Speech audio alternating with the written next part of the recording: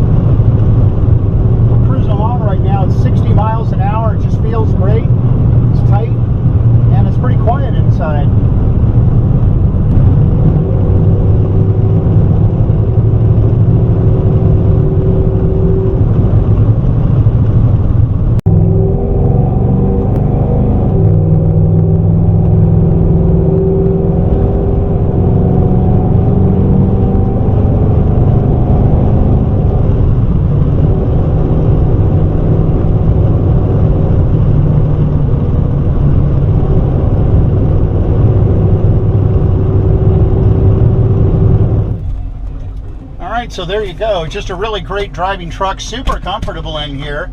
Give us a call. Check out all our social media sites, Facebook, Instagram, Twitter. Check us out on YouTube. Obviously, we're in excess of 6.5 million views on YouTube. Check me out on Wheeler Dealers, 2 episodes. We've got they're both season 8, season 11 episode 8, season 15 episode 8, and actually we're filming a new episode for Wheeler Dealers in just a couple of weeks, I think. I can't tell you what the car is though. All right, check us out. Give me a call if you have any questions, and if you're not there already, get over to leftcoastclassics.com. Take it easy.